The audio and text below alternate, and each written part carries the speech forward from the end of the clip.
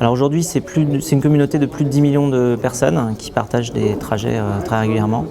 On est dans 13 pays, on a un service dans 13 pays et des bureaux dans 8 pays. Alors on avait 6 business models en tête et on en a essayé 5.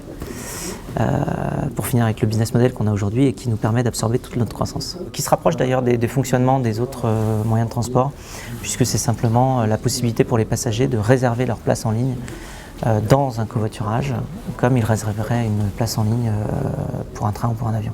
En fait, il y a des choses qu'on a pu faire au début qui étaient pertinentes dans leur contexte à l'époque, qui ne le seraient plus aujourd'hui. Donc en fait, c'est une histoire, c'est-à-dire qu'on ne peut pas refaire l'histoire. Je pense qu'on a fait pas mal de choses au bon moment, dans le bon contexte. Sinon, on ne serait même pas là en fait.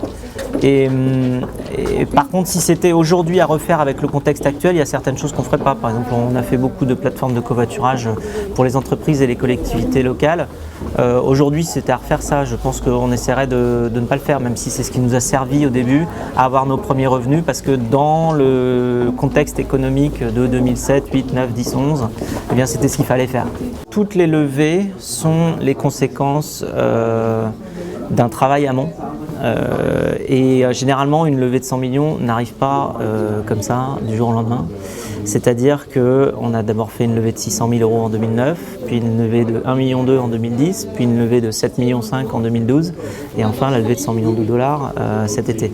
Donc en fait, c'est vraiment une progression. À chaque étape, on doit prouver qu'on avance vers l'objectif que l'on s'est fixé. À chaque levée, on se fixe un objectif différent. En 2009, le but c'était d'avoir véritablement un service qui a beaucoup de traction sur la France. En 2010, la levée d'1,2 million, c'était de trouver un modèle économique qui nous permettait de grandir avec le trafic et la traction qu'on avait.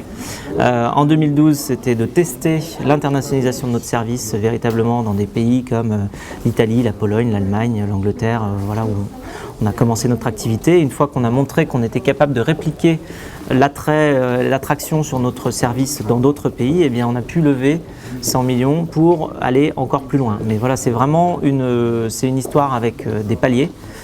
C'est pas du tout quelque chose qui arrive du jour au lendemain. Et ensuite, sur la levée de fonds de 100 millions elle-même, ça prend entre 9 et 12 mois. Alors nos priorités aujourd'hui, dans les mois qui viennent, c'est véritablement d'étendre le service à l'international, de devenir véritablement global, d'aller chercher des marchés sur lesquels on n'est pas. Donc on regarde aujourd'hui des opportunités sur des pays comme l'Inde ou le Brésil, ou même d'autres pays d'Europe de l'Est.